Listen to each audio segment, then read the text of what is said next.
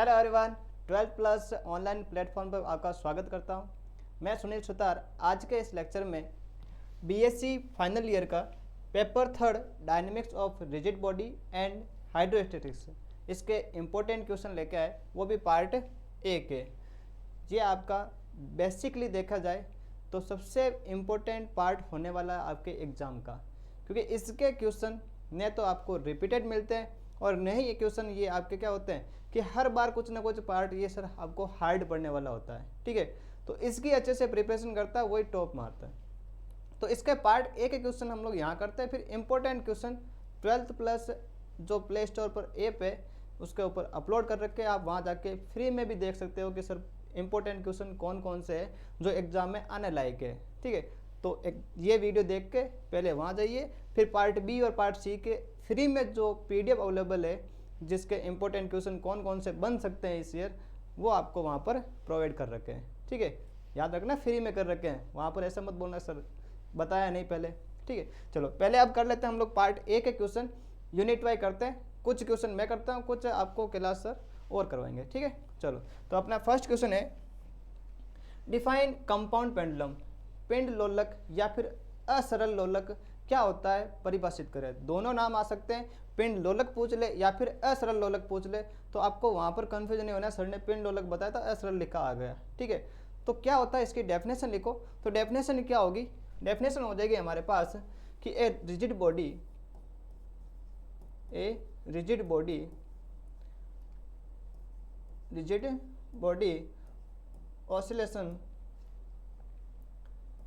oscillation freely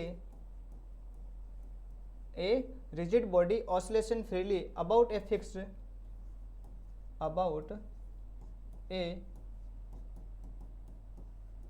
axis.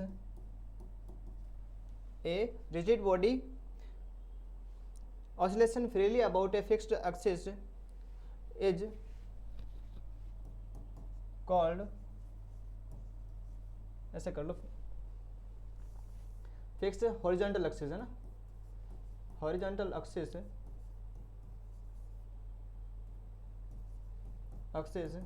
Is called compound pendulum.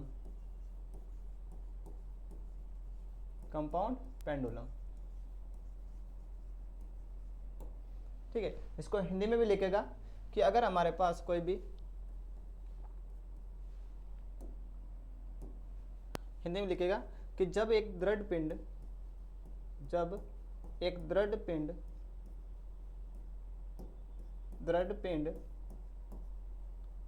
एक क्षैतिज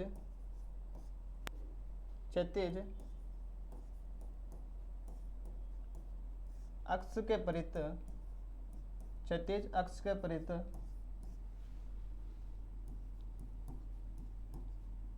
स्वतंत्र दोलन करता है असरल लोलक कहलाता है। असरल लोलक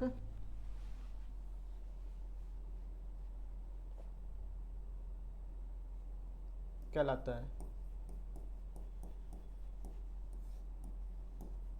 अब बात करेंगे सर हमारे पास जो लोलक होता है, सरल लोलक होता है, और ये असरल लोलक कंपाउंड पेंडुलम, दोनों में डिफरेंस क्या है, दोनों के अंदर क्या चीज़ हमारे पास कॉमन आ गई सर कि जो हम लोग दोनों में क्या डिफरेंट चीज़ हो गई जो हमारे पास क्या है, डेफिनेशन भी अलग हो गई। तो आपने देखा होगा कि सर सरल लोलक होता है, उसको हम लोग क्या करते हैं, कभी कोई रस्सी से लेते हैं जिसके नीचे कोई भी एक बॉडी ले लेते हैं और उसको क्या करते हैं, ऑसिलेट करते हैं या फिर दोलन करवाते हैं। ठीक है, लेकिन कंपाउंड पेंडुलम के अंदर क्या हो जाता है कि सर जब हमारे पास भी कोई भी बॉडी है उसको अगर हमको क्या करना है, ऑसिलेट करवाना है, दोलन करवाना है, लेकिन वहाँ पर अगर डोरी की जगह किसी मास या फिर द्रव्यमान युक्त कोई भी हम लोग रोड ले लेते हैं और उस रोड से अगर हम लोग क्या करेंगे, कोई भी बॉडी को लेंगे तो वो क्या करेगी सर, उसका खुद का एक कोई ना कोई मास होगा। जब बॉडी जो हमारे पास रोड ले रखी है, छड़ ले रखी है, उसका खुद का कोई मास होगा तो वहाँ पर क्या होगा sir, moment of inertia generate होगा, जड़त्व आघूर्ण लगेगा, और जड़त्व आघूर्ण जहाँ बन जाता है वहाँ पर हम लोग क्या लेते हैं, कंपाउंड पेंडुलम लेते हैं। बाकी अगर हमारे पास बात करें जो सरल लोलक होता है वहाँ पर जड़त्व आघूर्ण नहीं यूज होता है, वहाँ आपका अगर दोलन काल निकालो या टाइम पीरियड निकालोगे तो टाइम पीरियड इक्वल क्या होता है सर, टी इक्वल होता है 2 pi root of L upon G. L क्या होती है सर, लेंथ ऑफ, जिससे जो हमारे पास लेंथ होती है पिंड लोलक की कोई भी फिक्स पॉइंट से, वो हमारे पास क्या मिलती है, एल मिलती है। लेकिन यहाँ पर अगर बात करें तो यहाँ हमारे पास क्या होगी, रेडियस ऑफ जायरेशन भी होगी और इसका मास है वो भी काउंट होगा। तो जहाँ पर मास और रेडियस ऑफ जायरेशन बनती है, मोमेंट ऑफ इनर्शिया बनता है, वहाँ हम लोग क्या करते हैं, कंपाउंड पेंडुलम यूज होता है। ठीक है, चलो ये तो बात हुई हमारे पास कंपाउंड पेंडुलम की। नेक्स्ट क्वेश्चन है कि तुल्य सरल लोलक की लंबाई का सूत्र लिखिए। तुल्य सरल लोलक क्या होता है, उसकी डेफिनेशन भी पूछ सकता है और उसकी लंबाई का सूत्र भी पूछ सकता है। ठीक है, तो डेफिनेशन के लिए हम लोग क्या रहते हैं कि सर अगर हम लोग मान लेते हैं कि कोई भी आपके पास उस लोलक से आपको कंपैरिजन करना है जिसकी क्या हो, सिर्फ और सिर्फ लेंथ यूज हो रखी है, सर उसका क्या करेंगे, उसका अगर आप लोग ऐसे बोले ना कि सर टाइम पीरियड जो दोलन काल है वो अगर किसी का कंपैरिजन में इक्वल करे तो उससे जो हमारे पास लेंथ बनेगी एल बनेगी, वही क्या होती है, तुल्य सरल लोलक की लंबाई होती है। तो अब हम लोग कैसे निकालते हैं, जैसे मान लो कि कंपाउंड पेंडुलम के लिए निकालते हैं कि टाइम पीरियड को हिंदी में बोलते हैं दोलन काल, है ना, दोलन काल, time period of compound pendulum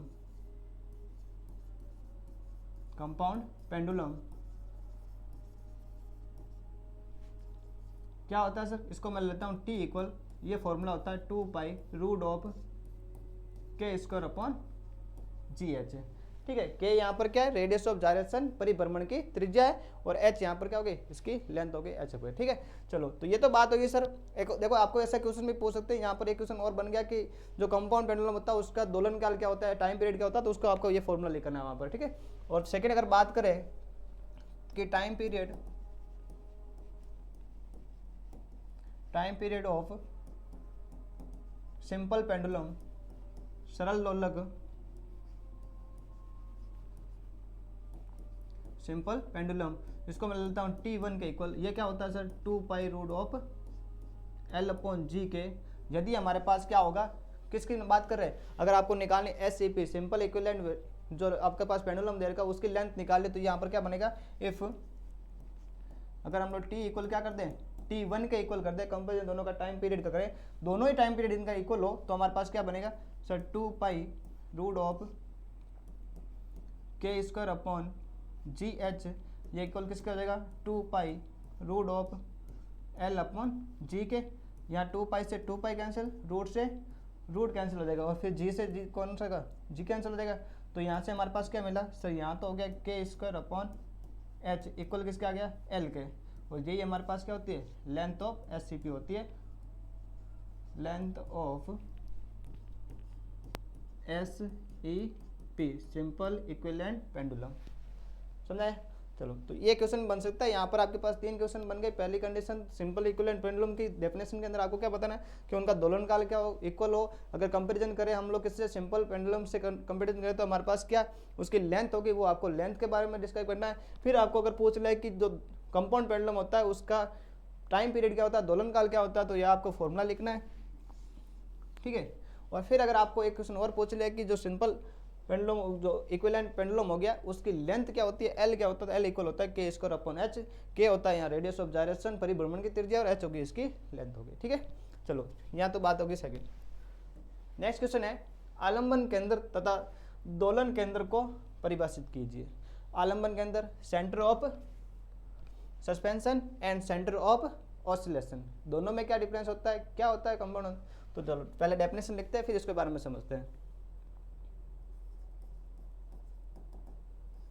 देखो पहले मैं यहाँ पर इसका बारे में डिस्क्राइब कर दूँ तो कैसे बनेगा। जैसे मान लो कि कोई भी एक आपके पास बॉडी हो गई है,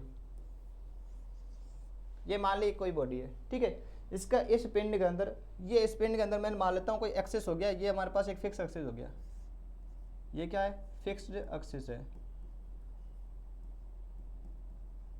फिक्स एक्सिस हो गया। इससे अगर मैं एक वर्टिकल लाइन लूँ, जैसे ये हमारे पास बन गया हो, ये हमारे पास क्या हो गई सर, वर्टिकल लाइन हो गई। ठीक है, इस पॉइंट को मैं अगर ओ नाम दूँ और यहाँ से मैं क्या करूँ, इसको ऑसिलेट करूँ कितना, थीटा डिग्री। ठीक है, थीटा अगर ऑसिलेट करूँगा तो मेरे पास क्या मिल जाएगा सर, यहाँ पर आ जाएगा पेंडुलम। इस पेंडुलम को अगर मैंने क्या किया, थीटा ऑसिलेट किया यहाँ से, तो इस पेंडुलम का जो हमारे पास ग्रेविटी पॉइंट होगा वो कहाँ बनेगा, यहाँ बनेगा। ये क्या है, ये हमारे पास है sir centre of gravity point. ठीक है, अगर ये जो हमारे पास मूल बिंदु से जो ओ दे रखा है, फिक्स जो एक्सिस का सेंटर दे रखा है, उस पॉइंट से अगर इसकी डिस्टेंस हो वो कितनी हो, एच हो।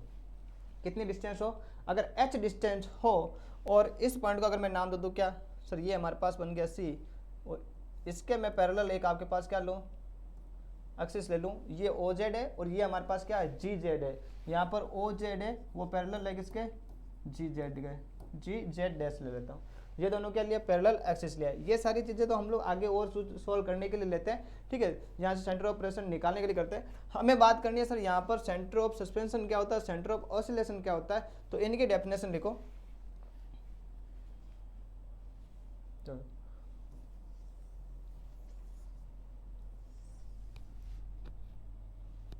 इसकी डेफिनेशन लिखो कि हमारे पास क्या बनेगा कि इफ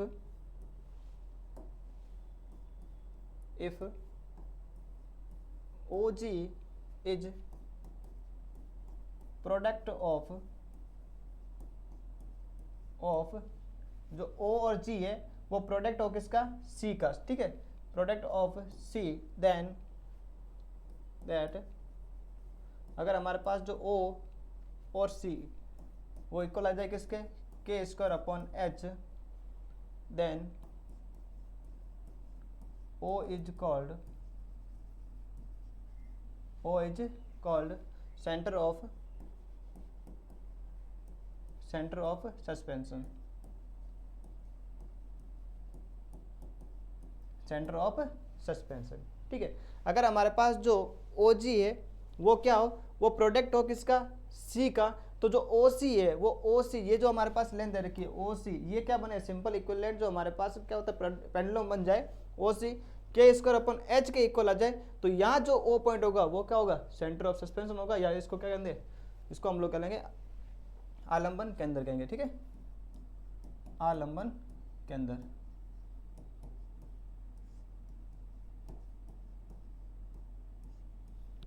ठीक, और बात करें सी को, तो यहाँ पर सी क्या होगा, एंड सी इज कॉल्ड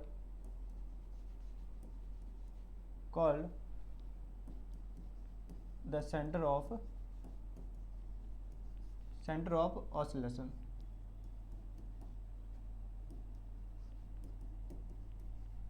दोलन केंद्र।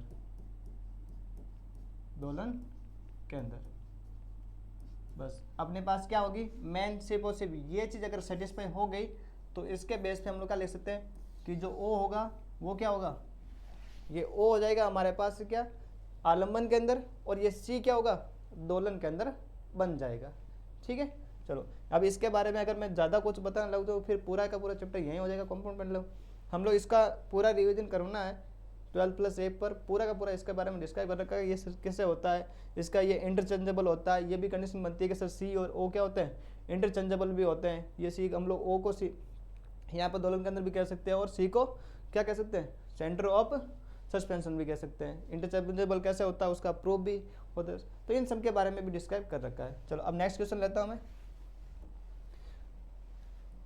नेक्स्ट क्वेश्चन है, right the equation of motion of a body moving in 2D। जब 2D के अंदर कोई भी आपके पास बॉडी मूव कर रही है तो उसके लिए गति का समीकरण क्या होता है, सर ये समीकरण होता है, आपको डायरेक्ट इसका समीकरण ही लिखना है। समीकरण होता है सर हमारे पास L = mk² θ डॉट। ठीक है, m क्या है यहाँ पर, मास ऑफ बॉडी है, k क्या है सर, रेडियस ऑफ जायरेशन है, और थीटा क्या हो जाएगा, डिस्प्लेसमेंट हो जाएगा। डबल टाइम कर रखा है, इसका मतलब डबल टाइम क्या होगा, इसका डेरिवेटिव हो जाएगा, यही बनता है। तो अब बात करते हैं नेक्स्ट क्वेश्चन की। नेक्स्ट क्वेश्चन है, define the centre of pressure, right formula. दाब केंद्र को आपको क्या करना है, परिभाषित करना है, और इसका क्या लिखना है, सूत्र लिखना है। चलो देखो कैसे सूत्र बनता है इसका।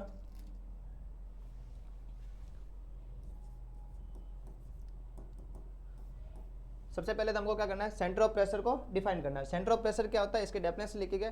सेंटर ऑफ प्रेशर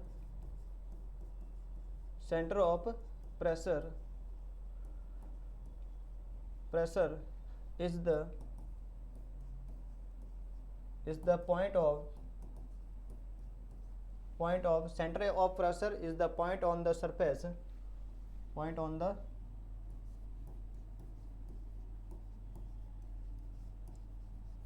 सरफेस, और ये जो हम लोग बात कर रहे हैं, जो सेंटर ऑफ प्रेशर की बात करें, ये पॉइंट जो सरफेस के अंदर, ये पहले क्या करेगा, लिक्विड के अंदर इमर्ज्ड है ना। जब लिक्विड के अंदर या तो पार्शली इमर्ज्ड या फिर कंप्लीट इमर्ज्ड हो, ठीक है।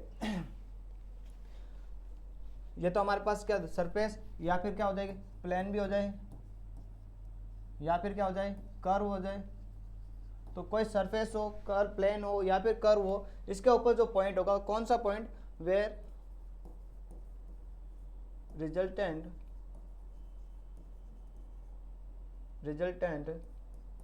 Pressure are act in the case of the body immersed partially or whole in liquid, है ना। अगर कोई भी आपके पास एक बॉडी, मान लो कोई भी एक पिंड है, उसको हमने कोई भी लिक्विड के अंदर रखा, लिक्विड के अंदर या तो वो क्या होगा सर, उसके ऊपर तैरेगा तो कुछ पोर्शन उसका क्या होगा, लिक्विड के अंदर होगा, या फिर वो डूबेगा तो भी इसका पूरा कंप्लीट है वो पिंड है, वो कहाँ जाएगा सर, लिक्विड के अंदर जाएगा। तो उसका वो पॉइंट जिसके ऊपर इसके क्या लग रहा हो, रिजल्टेंट फोर्स एक्ट कर रहा हो, जहाँ पर जिसका परिणामी दाब लग रहा हो, उस पॉइंट को हम लोग क्या बोलते हैं, सेंटर ऑफ प्रेशर कहते हैं, दाब के अंदर कहते हैं, ठीक है। चलो इसको हिंदी में लिख देंगे, दाब के अंदर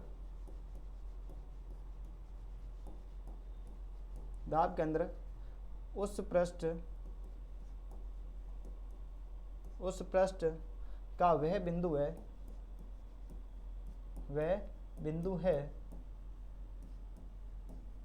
जब पृष्ठ को किसी द्रव में आंशिक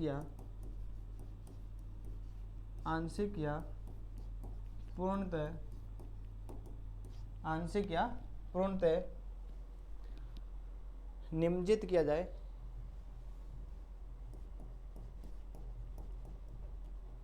निमज्जित हो, तो पृष्ठ के पार्श्व परिणामी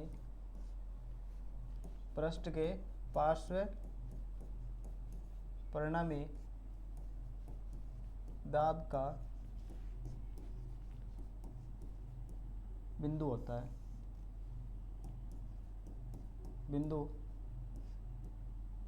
होता है, पृष्ठ के परिणामी दाब का बिंदु होता है, ठीक है। चलो या फिर ऐसे लिख दो, पृष्ठ के पार्श्व परिणामी दाब कार्य करता है,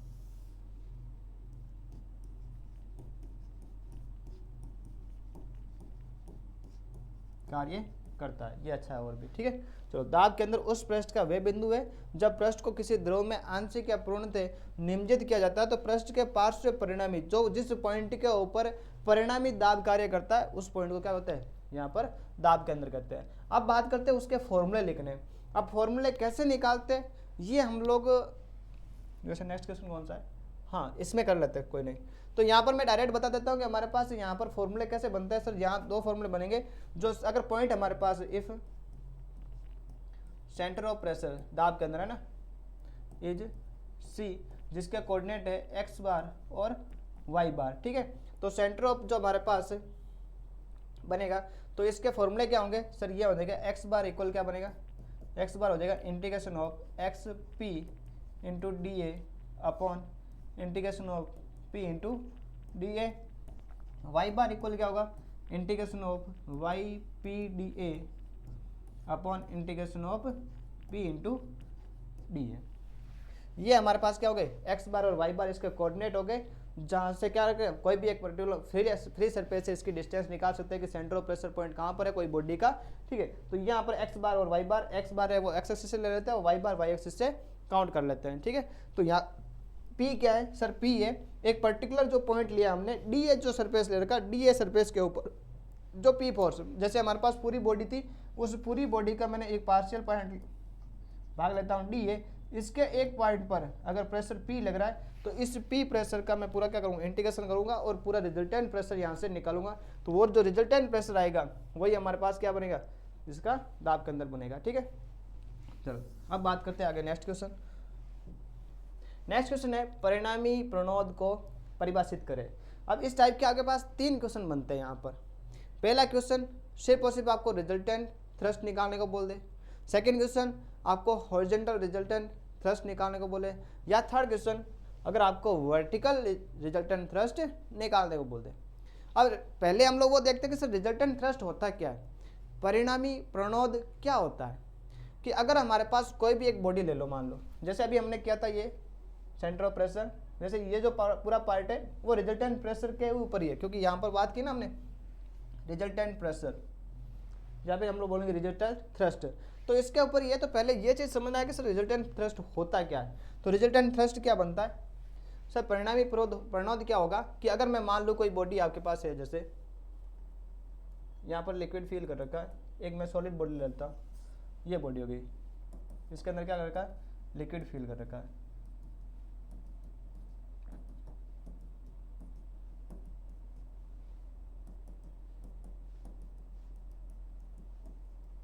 ठीक है, इसका मैं एक पार्शियल भाग ले लेता हूँ। मैं इसको इस एक्सिस को बता देता हूँ, ये सर वाई एक्सिस है, ये एक्सिस मेरे पास एक्स एक्सिस ले लेता हूँ। ठीक है, इसके ऊपर मैंने क्या किया सर, एक पॉइंट लिया, ये पार्ट लिया, इस पार्ट को मेरे पास क्या है सर, ये डी ए, यहाँ पर कोई ए पॉइंट है, इसके कोऑर्डिनेट क्या है, इसको कोऑर्डिनेट है सर एक्स कोमा वाई। अब कोऑर्डिनेट का मतलब हो गया कि सर यहाँ से एक्स की डिस्टेंस, ये की डिस्टेंस कितनी है सर, ये डिस्टेंस हो जाएगी एक्स, और ये डिस्टेंस कितनी हो जाएगी, वाई डिस्टेंस हो जाएगी। ठीक है, अब इसकी बात करें, अगर मैं यहाँ पर इसका सेंटर ऑफ प्रेशर भी बता दूँ तो सेंटर ऑफ प्रेशर पॉइंट क्या होगा सर, यहाँ पर कोई सेंटर ऑफ प्रेशर पॉइंट होगा। ठीक है, अब इसके ऊपर क्या लगेगा सर, एक फोर्स लगेगा, क्या लगेगा, एक प्रेशर लगेगा सर। ये प्रेशर हो गया मेरे पास क्या, P। तो इस टाइप के जितने भी प्रेशर लगेंगे उन सब का अगर मैं सम कर दूंगा तो वो हमारे पास क्या होगा सर, रिजल्टेंट प्रेशर हो जाएगा। कैसे सर, यहाँ पर रिजल्टेंट प्रेशर बन रहा है सर, P प्रेशर बन रहा है, तो P प्रेशर ऐसे यहाँ पर बन रहा है, तो वैसे वैसे हमारे पास जितने भी रिजल्टेंट प्रेशर बनेंगे तो यहाँ क्या बनेगा, तो रिजल्टेंट प्रेशर इक्वल क्या आ जाएगा, रिजल्टेंट प्रेशर इक्वल हो जाएगा summation of P into D ए। एक छोटे से भाग के ऊपर डी ए के ऊपर कितना लग रहा है, P लग रहा है। ऐसे बहुत सारे अलग अलग मैं जितने भी पार्ट लूंगा उन सभी पार्ट के ऊपर जितना फोर्स लग रहा है उन सब का परिणामी जो फोर्स होगा वो क्या होगा, रिजल्टेंट फोर्स होगा। इसको आप ऐसे भी लिख सकते हो अगर समेशन करो, या फिर integration of P into D ए भी कह सकते हैं। ठीक है, और ये पॉइंट, ये चीज क्या होती है सर, रिजल्टेंट प्रेशर निकलता कहाँ पर है सर, रिजल्टेंट प्रेशर को ही हम लोग क्या बोलते हैं, सेंटर ऑफ प्रेशर बोलेंगे इस बॉडी के लिए। जैसे मान लो कि यहाँ पर इसका पॉइंट हो जाएगा, ये मान लो C पॉइंट है, सेंटर ऑफ प्रेशर पॉइंट, तो इसके ऊपर यहाँ पर जो T लगेगा वो T इक्वल क्या होगा, integration of P into D ए के इक्वल होंगे। और इसी का कोऑर्डिनेट क्या होता है, एक्स बार कुमा वाई बार होता है, कि यहाँ से डिस्टेंस हो जाएगी सर एक्स बार, और यहाँ से हमारे पास क्या डिस्टेंस बनेगी, ये डिस्टेंस बन जाएगी वाई बार के इक्वल। ठीक है, तो इसी टाइप के। अब बात करते हैं हॉरिजॉन्टल की, तो अगर 36 दिशा के अंदर हम लोग सारे के सारे जो फोर्सेस ले रखे हैं उनका अगर रिजल्टेंट निकालेंगे तो क्या होगा, हॉरिजॉन्टल बनेगा। और अगर वर्टिकली हम लोग निकालेंगे, सिर्फ और सिर्फ एक वर्टिकली इनका क्या करेंगे, काउंट करेंगे, जो हमारे पास फोर्स प्रेशर बनेंगे वो हमारे पास क्या होगा, वर्टिकली रिजल्टेंट प्रेशर बनेंगे। तो इसके बारे में थोड़ा और डिस्क्राइब फिर हम लोग करते हैं ये लेक्चर में देखना। ठीक है, चलो नेक्स्ट करते हैं अब आगे। डिफाइंड आर्किमिडीज प्रिंसिपल, ये तो आप सर 9th क्लास से पढ़ते आ रहे हो। आर्किमिडीज का सिद्धांत बताइए। आर्किमिडीज ने क्या बोला था सर, आर्किमिडीज ने तैरते हुए पिंड को बताया था कि कब ये तैरेगा कब ये डूबेगा, तो कब क्या चीज़ें इसकी कंडीशन बनती है, वो सारी चीज़ें बनती है सर, है ना। तो यहाँ आर्किमिडीज के अगर सिद्धांत की हम लोग बात करें तो सिर्फ एक ही बनेगा सर, यहाँ पर force of bouncy, force of bouncy equal होता है वेट ऑफ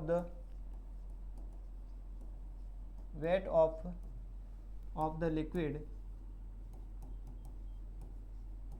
डिस्प्लेस्ड, या फिर हिंदी में बात करें तो उत्प्लावन बल एफ इक्वल होता है डब्लू के, यहाँ पर डब्लू क्या है, विस्थापित द्रव का भार है, विस्थापित द्रव का भार। ये सिद्धांत दिया था किसने, आर्किमिडीज ने। अब ये आर्किमिडीज ये सिद्धांत सर याद नहीं रहता ना कि सर ये इतनी फोर्स ऑफ बाउंसी वगैरह। आप एक चीज़ याद रखो, अगर मेरे को ये पेन को क्या करना है सर, पानी के अंदर मैंने डाला, अगर इसका वेट जितना पानी ये हटाएगा उससे ज़्यादा है तो डूबेगा। अगर हमारे पास जो फोर्स, देखो कभी भी आप रस्सी खींचते हो ना, अगर दोनों साइड में इक्वल होते हैं, खींचने वाले इधर भी और इधर भी जो खींच रहे हैं, अगर दोनों का फोर्स इक्वल है तो ये रस्सी न तो इधर वाले हिल नहीं इधर वाले, मतलब सेम एक जगह क्या रहेगी, फिक्स रहेगी। अगर एक तरफ ज़्यादा फोर्स वाले आ गए तो उधर तरफ सारे चले जाएंगे। तो वही वाली बात हो गई। अगर मैं क्या करूँगा सर, यहाँ से मैंने पेन, ये जैसे कोई भी लिक्विड फिल कर रखा है, इसके अंदर मैंने एक बॉल को डाल दी। अगर मेरे पास जो बॉल है, इस बॉल का वेट क्या लग रहा है सर, डब्लू लग रहा है इसके तरफ, ठीक है, इस बॉल का वेट लग रहा है नीचे की तरफ, और ये जो बॉल आएगी तो इसका जहाँ पर बॉल होगी, जो सॉलिड बॉडी है, जो दृढ़ पिंड है, ठोस जो है ना, अगर ये जितना पानी या लिक्विड को यहाँ से रिमूव करेगा, जितना पानी को रिमूव करेगा, जैसे यहाँ से अगर ऐसी बॉल है तो इतना पानी तो क्या करेगी, बाहर निकाल देगा, तो इतना पानी बाहर निकाला। अगर इस जो बाहर डिस्प्लेस्ड वाटर मतलब विस्थापित द्रव, कि जैसे मैंने पेन को डाला तो पेन के जितने शेप का जितना भी पानी था या लिक्विड था वो जितना दूर हुआ वो विस्थापित द्रव होता है। अगर इसका भार और इसके द्वारा लगाया गया जो भार है वो दोनों बराबर है तो हमारे पास क्या बनेगा सर, फोर्स ऑफ बाउंसी का होता है ऊपर की तरफ और वेट ऑफ नीचे की तरफ। तो अगर ये दोनों इक्वल होंगे तो हमारे पास क्या होगी, वाटर बॉडी होगी वो तैरेगी वरना डूब जाएगी, ठीक है। तो ये जो रिलेशन दिया था वो रिलेशन किसने दिया था, आर्किमिडीज ने। तो आर्किमिडीज सिद्धांत क्या हो जाएगा, जो फोर्स ऑफ बाउंसी होता है किसी भी लिक्विड का ऊपर की तरफ फोर्स और जितना बॉडी हटाते हैं उसका फोर्स, दोनों अगर इक्वल है तो ये तैरेगी, अगर इक्वल नहीं है तो बॉडी क्या होगी, डूब जाएगी अंदर, ठीक है। चलो, तो यही आपको लिखना है आर्किमिडीज के सिद्धांत में। चलो बात करते हैं नेक्स्ट क्वेश्चन कि right the condition of equilibrium of a body freely floating in a liquid. तो बात तो वही है अभी कि कोई भी बॉडी है वो संतुलन की अवस्था में कब होगी, उसके लिए एक कंडीशन और होगी। एक कंडीशन तो बन गई सर कि कोई भी बॉडी तैर रही है तो तैरेगी कब, जब हमारे पास ये आर्किमिडीज का सिद्धांत क्या होगा, सेटिस्फाई होगा कि इसका एफ इक्वल क्या होगा, डब्ल्यू के इक्वल होगा, तभी ये क्या रहेगी, तैरेगी। तो सर यहाँ पर इक्विलिब्रियम के लिए दो कंडीशन बनती है, एक कंडीशन तो हो गई, एक कंडीशन तो क्या बन गई सर कि जब हमारे पास एफ इक्वल क्या बन जाए सर, एफ इक्वल हो जाए मेरे पास डब्ल्यू के, किसके इक्वल हो जाए, डब्ल्यू के इक्वल, मतलब कि जो डिस्प्लेस वाटर, या फिर लिखने का काम तो नहीं है ना, क्यों लिखना, वैसे भी ये लिख रखा अभी लिखा था ना हमने, कहाँ लिखा सर, ये रहा, हाँ, फोर्स ऑफ बाउंसी यही एफ है, इक्वल होगा किसके, वेट ऑफ डिस्प्लेस्ड वाटर के, ठीक है, लिक्विड के। चलो, तो एक तो कंडीशन ये बन गई। दूसरी कंडीशन क्या होगी सर, दूसरी कंडीशन हो जाएगी हमारे पास जो G इक्वल हो, G and H lie in A vertically straight line, मतलब हो गया कि अगर हमारे पास कोई भी पिंड का गुरुत्व के अंदर, पिंड का गुरुत्व केंद्र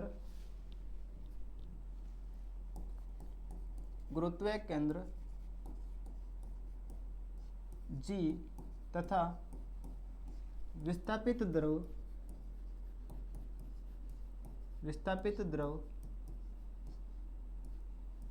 का गुरुत्व केंद्र H दोनों एक ही ऊर्ध्वाधर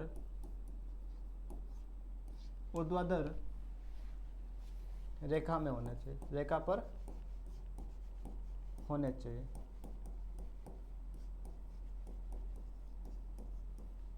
तो जब हमारे पास ये दोनों कंडीशन सेटिस्फाई होती है तभी क्या होता है, कोई भी पिंड है वो इक्विलिब्रियम में होता है या संतुलन की अवस्था में तैरता रहता है। ठीक है, तो यहाँ बात करते हैं कि सर ये चीज़ होती कैसे। जैसे हमारे पास ये कोई बॉडी हो गई, अब इसको क्या कर दिया सर, लिक्विड के अंदर डाल दिया, मान लो ये लिक्विड हो गया। ठीक है, अब ये लिक्विड में है, तो इसका खुद का क्या होगा सर, कोई ना कोई वेट होगा। जो वेट कहाँ लगेगा सर, वेट लगता है वो सेंटर ऑफ ग्रेविटी पर लगता है, CG पर। ठीक है, सेंटर ऑफ ग्रेविटी मतलब गुरुत्व केंद्र पर लगता है, तो गुरुत्व केंद्र पर नीचे की तरफ लग गया। अगर ये गुरुत्व के केंद्र की तरफ नीचे की तरफ अगर जो वेट लगा और इसी लाइन के अंदर, वर्टिकली लाइन के अंदर अगर जो डिस्प्लेस्ड वाटर, जितना यहाँ से लिक्विड को हमने दूर किया, जितना ये लिक्विड को दूर किया, उस लिक्विड का जो सेंटर ऑफ ग्रेविटी पॉइंट होगा, जिसको हम लोग बोलते हैं सेंटर ऑफ बाउंसी भी बोलते हैं, उत्प्लावन केंद्र कहते हैं। तो जो उत्प्लावन केंद्र H होगा, H और G दोनों ही अगर एक ही लाइन में होगा, इसके द्वारा जो फोर्स लगेगा वो F और इसके द्वारा फोर्स लगेगा वो वेट के कारण W। तो ये जब दोनों इक्वल होंगे तभी, तो जब ये एक ही लाइन में होंगे तभी तो ये क्या करेंगे, इक्वल बन सकते हैं। तो F और W जब इक्वल होंगे तभी तो क्या होंगे, बॉडी तैरेगी और इक्विलिब्रियम होगी। ठीक है, तो यहाँ दो बात हो गई, G और H। G हो गया गुरुत्व केंद्र, H हो गया गुरुत्व केंद्र का जो डिस्प्लेस वाटर है उसका गुरुत्व केंद्र, जिसको हम लोग बोलेंगे केंद्र, उत्प्लावन केंद्र भी बोलेंगे, जो आगे डेफिनेशन में हम लोग करने वाले हैं। ठीक है, चलो अब करते हैं बात नेक्स्ट क्वेश्चन की। नेक्स्ट क्वेश्चन है define surface of bouncy and surface of curve of bouncy. चलो, तो दोनों को डिफाइन करना है, एक तो सरफेस ऑफ बाउंसी हो गया और एक आपके पास कर्व ऑफ बाउंसी हो गया। क्या होता है, पहले इसकी डेफिनेशन लिख देते हैं। सर डेफिनेशन हो गई हमारे पास कि सरफेस ऑफ बाउंसी हो गया, वो क्या बनेगा,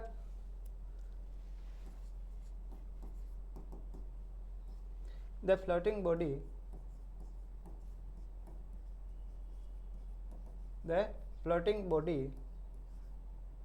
is displaced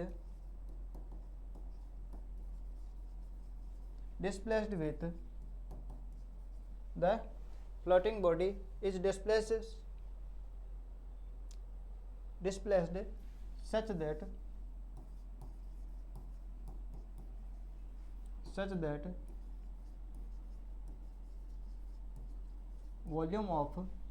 such that volume of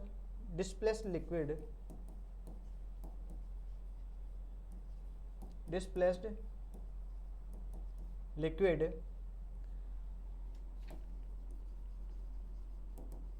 remains unchanged. Displaced liquid remains unchanged, then the floating body is displaced such that the volume of displaced liquid remains unchanged, then the locus of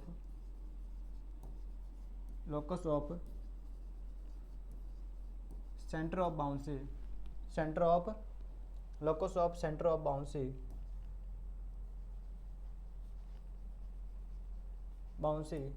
H is called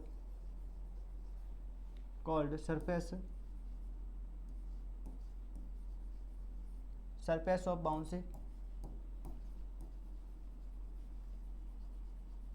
of bouncy, और इसे इसी के अंदर अगर हमारे पास जो surface of bouncy हुई थी, ये कर्व ऑफ बाउंसी कब होगी, जब इसका जो रोटेशन है वो क्या हो जाए, सिमेट्रिक हो। तो इसके अंदर लिख दो, if the rotation is symmetrical,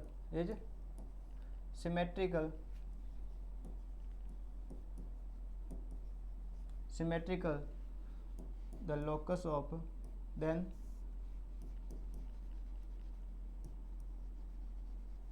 of H centre of जो बाउंसी है, इसी को बोला H, locus of H is called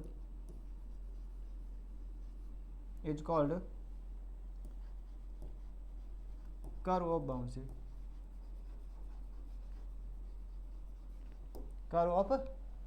ठीक है। इसी को हिंदी में लिखे,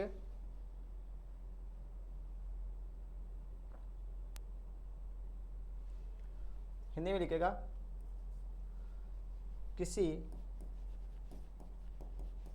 किसी द्रव में तैरते हुए पिंड को, किसी द्रव में तैरते तैरते हुए पिंड को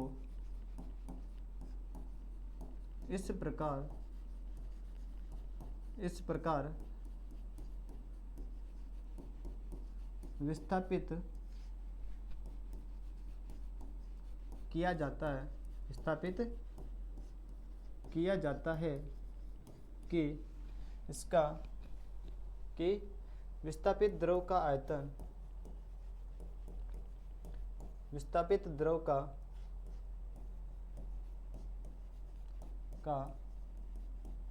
आयतन अपरिवर्तित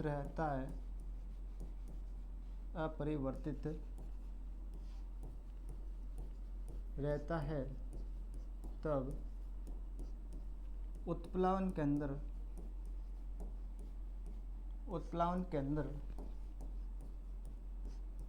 के बिंदु पथ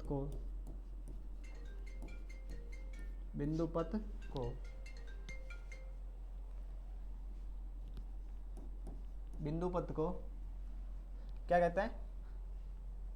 उत्प्लावन सतह कहते हैं या धरातल कहते हैं। उत्प्लावन धरातल या फिर इसको कहते हैं सतह कहते हैं। यदि जो विस्थापन है घूर्णन सममित हो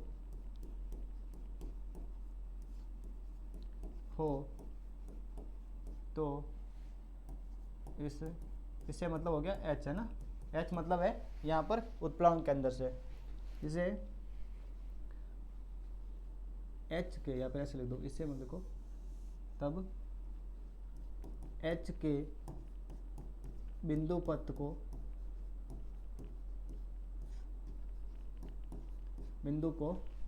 को वक्र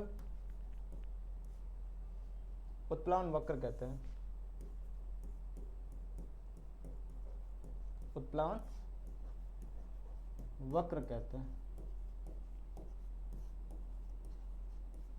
ठीक है, कि अगर हमारे पास कोई भी क्या दे रखा पिंड है, वो तैर रहा है, उसको इस प्रकार, जैसे ये हमारे पास जो पिंड था वो तैर रहा था, इसको मैं थोड़ा सा क्या कर दूं सर, रोटेट करूं, कुछ इसको डिस्प्लेस दूं। डिस्प्लेस देने पर जो इसका वॉल्यूम था, जितना ये पानी के अंदर पहले था और जितना ये लिक्विड को यहाँ से डिस्प्लेस किया था, वो चेंज नहीं हो, तो जितना इसको हम लोग रोटेट कर सकते हैं, विस्थापित किया, तो इस जो पॉइंट का H था, उस H पॉइंट का जो इसका क्या होगा बिंदु पथ बनेगा, उस बिंदु पथ को हम लोग क्या कहते हैं यहाँ पर उत्प्लावन धरातल कहते हैं। और अगर हमारे पास ये क्या हो सिमेट्रिक हो मतलब दोनों तरफ से क्या बने सेम बने, तो इसको हम लोग क्या लेते हैं सममित हो, तो इसको बोलते हैं उत्प्लावन वक्र बोलेंगे। इस बिंदु पथ को क्या बोलेंगे उत्प्लावन वक्र बोलते हैं। चलो नेक्स्ट बात करते हैं उत्प्लावन केंद्र तथा उत्प्लावन बल, सेंटर ऑफ बाउंसी और फोर्स ऑफ बाउंसी, दोनों में क्या, दोनों की डेफिनेशन लिख दो। पहले लिखते हैं हम लोग फोर्स ऑफ बाउंसी,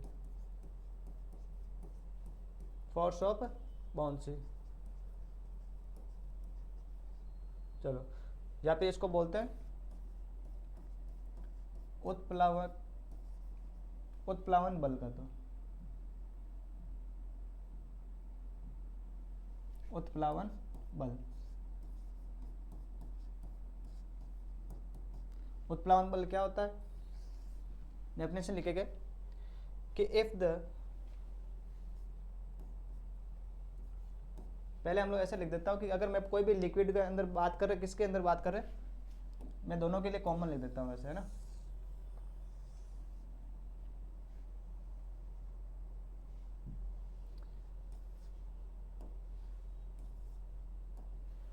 इस दोनों के लिए लिख देता, if a body immersed in a liquid immersed partial या फिर whole in a liquid अगर कोई भी आपके पास जो बॉडी दे रखी है वो पूर्णतः या फिर आंशिक रूप से क्या कर रखी है, लिक्विड के अंदर डूबी हुई है, तैर रही है, ठीक है। तब हम लोग इसके अंदर बात करते हैं देन फोर्स ऑफ बाउंसी। तो इसके लिए हम लोग बात करते हैं फोर्स ऑफ बाउंसी के लिए।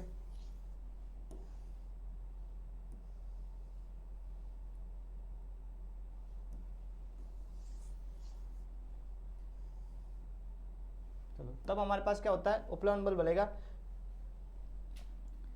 चलिए हो जाएगा it is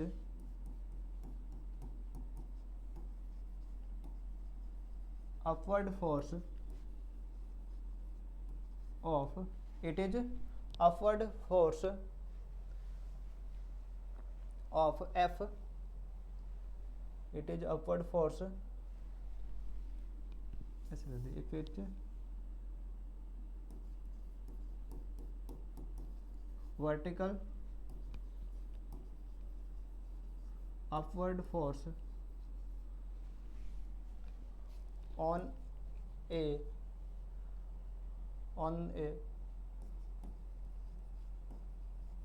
surface body, on a surface body, कि कोई भी आपके पास जैसे जो बॉडी दे रखी है, अगर वो पानी के अंदर, लिक्विड के अंदर है, तो इसके द्वारा अपवर्ड मतलब ऊपर की तरफ जो ऊर्ध्वाधर बल लगेगा उसको हम लोग क्या बोलते हैं, फोर्स ऑफ बाउंसी बोलते हैं, उत्प्लवन बल कहते हैं ना। तो इसको हिंदी में लिख देंगे कि जब किसी, मैं पूरा ही लिख देता हूँ या फिर इसको पहले उसको लिख देता है, सेंटर ऑफ बाउंसी,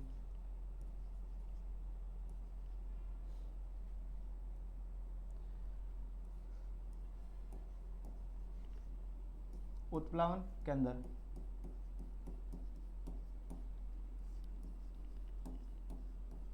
उत्प्लावन केंद्र। अब उत्प्लावन केंद्र क्या होता है कि जब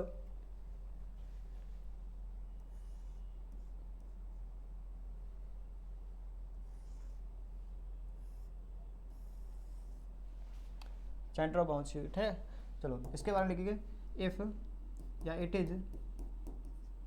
is the point through force of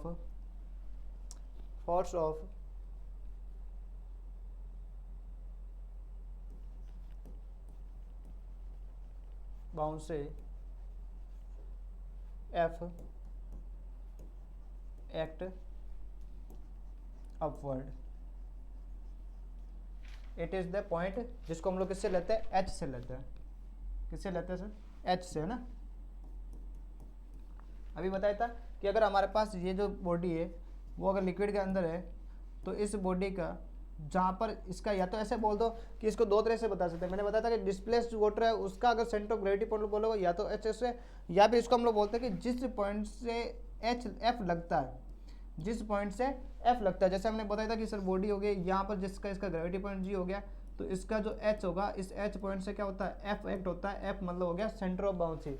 तो जहाँ से जिस पॉइंट से सेंटर ऑफ बाउंसी एक्ट होता है उस पॉइंट को हम लोग क्या बोलते हैं, सेंटर ऑफ बाउंसी कहते हैं, ठीक है। जहाँ से फोर्स ऑफ बाउंसी एक्ट होता है उस पॉइंट को कहते हैं centre of buoyancy. Buoyancy of act upwards is called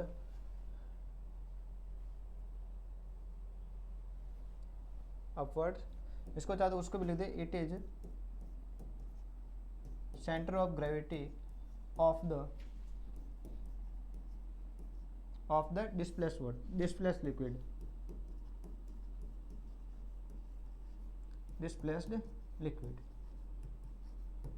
ठीक है। इसको क्या कह सकते हैं, ये हमारे पास सेंटर ऑफ ग्रेविटी पॉइंट भी है, किसका, विस्थापित द्रव का सेंटर ऑफ ग्रेविटी पॉइंट भी है, ठीक है। चलो हिंदी में लिख देंगे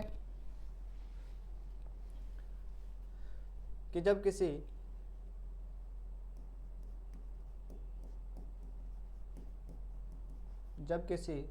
पिंड को आंशिक या अंशतः या पूर्णतः निमज्जित हो तब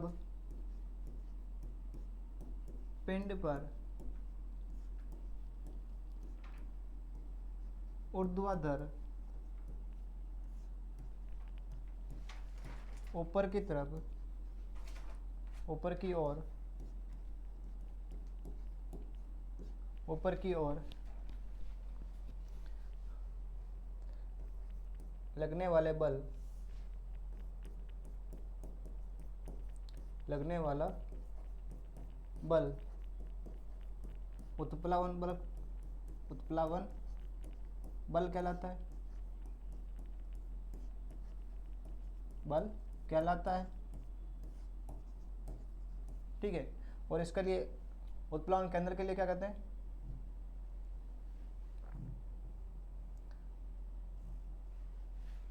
ज़्यादा ही छोटा हो गया थोड़ा, इसी के अंदर लिख दोगे, ठीक है। तथा जिस बिंदु से उत्प्लावन बल F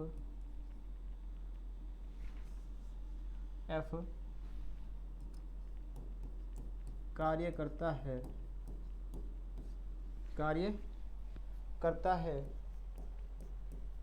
उसे उत्प्लावन केंद्र कहते हैं, उत्प्लावन केंद्र कहते हैं। यह उत्प्लावन केंद्र जिसको हम लेते हैं H से, है ना, उत्प्लावन केंद्र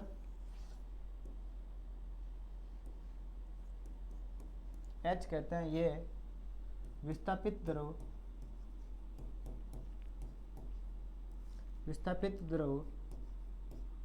का गुरुत्वीय केंद्र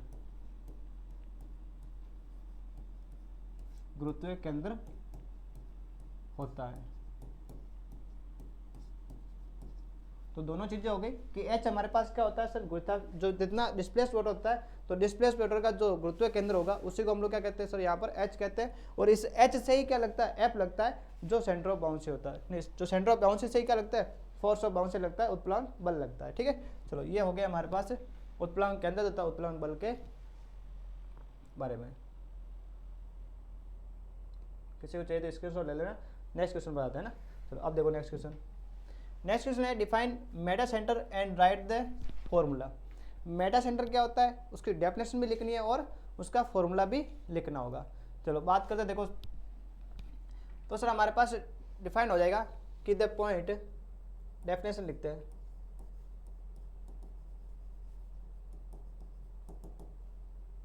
the point of intersection, point of intersection of the vertical, the point of intersection of the vertical through the center of the point of intersection of the vertical through the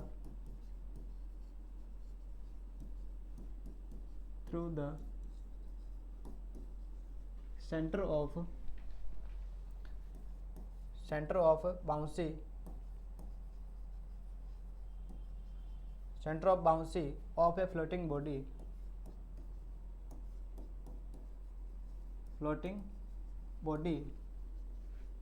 and floating body, the point of intersection of the vertical through the center of bouncy of a floating body with the vertical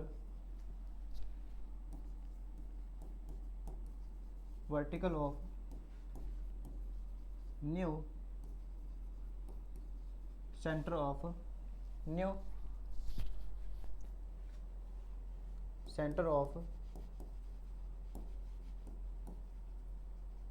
bouncy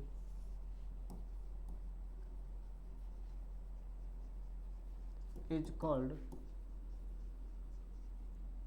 Meta centre. अब Meta centre क्या होता है उसको समझिएगा। अगर हमारे पास कोई भी एक बॉडी दे रखी थी, मैं इसकी कंडीशन ले लेता हूँ। अगर मान लो कि ये हमारे पास एक बॉडी है, इसके वर्टिकल यहाँ बन जाएगा ग्रेविटी पॉइंट सर, नीचे की तरफ ये जी लग जाएगा, जी से यहाँ हो गया H centre of bouncy point, इससे क्या लगेगा सर एफ लगेगा ऊपर की तरफ। ठीक है, इस बॉडी को मैंने क्या कर दिया सर थोड़ा सा रोटेट कर दिया, और रोटेट ऐसा किया कि इसका जो डिस्प्लेस वाटर का जो वॉल्यूम है वो चेंज नहीं हुआ, सिर्फ हमने इसका क्या किया थोड़ा सा रोटेट किया सर, ये इस टाइप से हो गया। अब इसका वर्टिकल कहाँ बनेगा सर, यहाँ बन गया ग्रेविटी पॉइंट सर, ये हो गया जी, पहले कहाँ था सर एच, यहाँ पर था। अब इसका एच कहाँ हो जाएगा सर, ये थोड़ा शिफ्ट होकर कहाँ चला जाएगा, एच डैश बन जाएगा यहाँ पर। ठीक है, तो इसका जो सेंटर ऑफ बाउंसी पॉइंट है, इससे वर्टिकली जो फोर्स लगेगा ऊपर की तरफ, और इन दोनों पॉइंट जो जी एच लाइन और ये जो एच डैश से वर्टिकली जो फोर्स लग रहा है एफ की तरफ ऊपर की तरफ, इन दोनों पॉइंटों का जो इंटरसेक्शन पॉइंट होता है उसको बोलते हैं हम लोग एम से, और ये क्या होता है सर मेटा सेंटर होता है। बॉडी को थोड़ा सा रोटेट किया, इससे हमारे पास क्या होगा सेंटर ऑफ बाउंसी चेंज हो जाएगा, जो हम लोग लिखे न्यू सेंटर ऑफ बाउंसी, यही हमारे पास न्यू सेंटर ऑफ बाउंसी है एच डैश। ठीक है, तो जो एच डैश मिला है ऐसे चाहे लिख देना है H new centre of bouncy मतलब एच डैश से, और सेंटर ऑफ बाउंसी मतलब है एच से।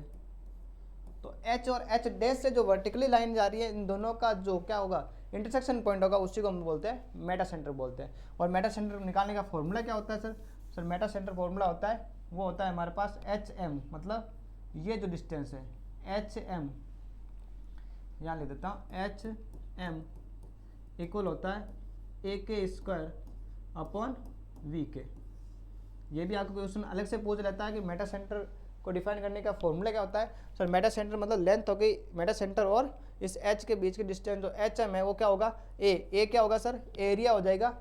ठीक है, एरिया बन गया, के क्या हो गया रेडियस ऑफ जायरेशन बन गया के, और वी क्या हो गया वी सर यहाँ पर डिस्प्लेस लिक्विड का वाटर है जो क्या हो जाएगा डिस्प्लेस लिक्विड का वेट हो जाएगा। ठीक है, यहाँ पर हो गया वॉल्यूम उसका। ठीक है, तो विस्थापित द्रव का आयतन वी हो गया, यहाँ पर जितना एरिया कवर कर रहा है जो सरफेस एरिया बनेगा ये क्या बनेगा ए हो गया, और के क्या हो जाएगा परिभ्रमण की त्रिज्या बन जाएगी। ठीक है, चलो अब बात करते हैं इसकी हिंदी में। तो हिंदी में हमारे पास क्या होगा सेंटर ऑफ बाउंसी के लिए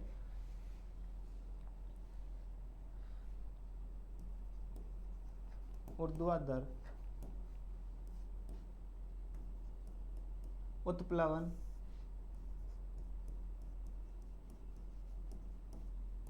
बल उत्प्लावन केंद्र एच तथा पिंड को विस्थापित करने के पश्चात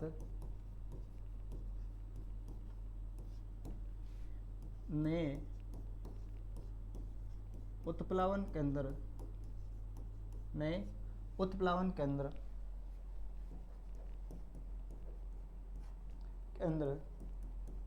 एच डैश से ऊर्ध्वाधर रेखाओं का उभयनिष्ठ बिंदु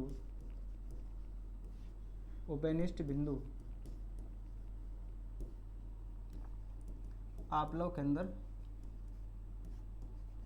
केंद्र जिसको हम लोग किससे लेते हैं एम